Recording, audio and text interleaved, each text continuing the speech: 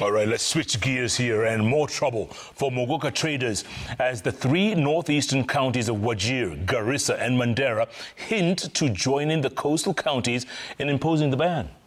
This as Kwale County is set to become the first county in the coastal strip to take the war against Muguka and Mira to punitive heights with the introduction of new levies that will become law this week.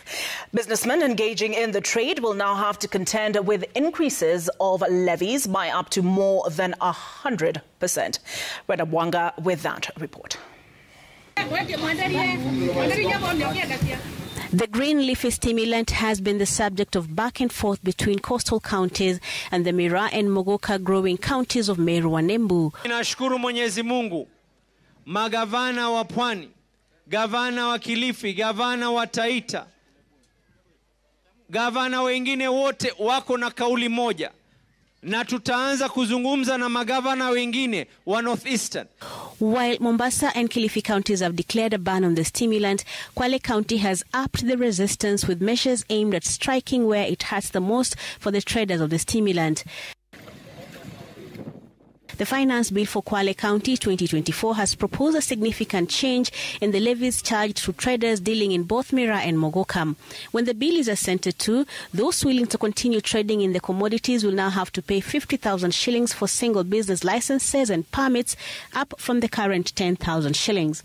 The levy to be charged for offloading Muguka and Mira in the county will also be exponentially increased. Where the cost of offloading one pickup of the stimulants would cost 10,000 shillings, the new charges for the same will now be 80,000 shillings.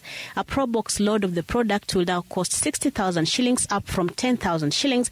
A canter load of the crop will now cost a business person 100,000 shillings to offload a consignment, while a lorry weighing over 15 tons will cost 300,000 shillings to be offloaded in Kwale. The charges will also be increased for smaller transporters of Muguka and Mira. A motorbike load will now cost up to 30,000 shillings from 3,000 shillings, while a sack of the same will move from 2,500 to 20,000 shillings, and a new category of tuk-tuk will cost 40,000 shillings per load to offload in Kwale. The levies are one measure of trying to limit the use of the stimulant in the county. But even before the levies are legalized and effected, the move is raising mixed reactions. Muguka huwezi kula peke yako. Hata kwa chumba sikufishi Muguka una raha. Muguka unataka kwenye mashabiki. Waona? Sasa kwa pale mashabiki lazima kuna marafiki. Ongeza bei, wale marafiki zangu mimi nitashangaa na wao. Mimi ninaonelea ni kama hii hata afadhali ile ban kidogo tungeielewa ili tuongelelee kubaniwa sasa. Lakini hii sasa sijui ni kuban, sijui ni kupandisha, sijui ni kufukuzwa, hata pia haielezeki kusema kweli. Haielezeki ile amefanya. Kupandisha si ndawa, tunaomba tuangaliwe kwa sababu kuna ile the normal thing, yani kawaida. Mzaji wa nduka wa kawaida analipa pesa ngapi? Kwa nini wa Muguka anapandishiwa? In the midst of these spirited attempts to control and limit the use of Muguka, the counties producing the stimulant are also fighting back. Embu Governor Cecil Mbarire insisting that a middle ground must be found to save the county's business.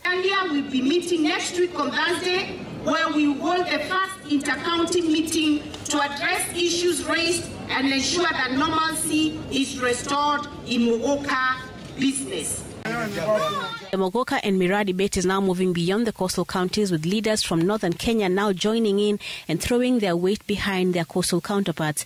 They are warning the government against applying double standards in the fight against drugs and substance abuse, while at the same time hinting at going the way of the coastal counties in dealing with the stimulant up north.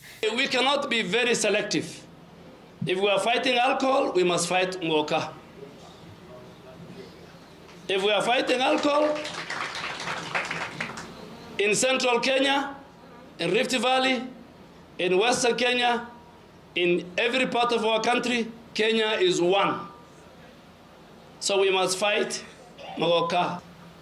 Now that there is the emerging story of Muguka, I will ask the Deputy President in the next 2 weeks to call that conference, because he's the Deputy President of the Republic of Kenya, to call that conference, and we candidly discuss the effect, and we show evidence, the effect of Muguka to certain regions and certain communities. So I think the focus should be on how do we fight this, starting from our National Assembly, all the way to the county assembly.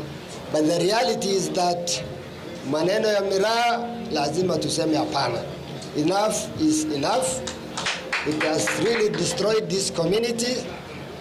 Kila mara tunalalamika ya kwamba vijana wetu hawana kazi, tunalalamika ya kwamba vijana wetu biashara hakuna, tunasema uchumi yetu ni mbaya, yet we export millions of shillings to the Muguka and Miraa producing counties. Brenda Wanga, Citizen TV.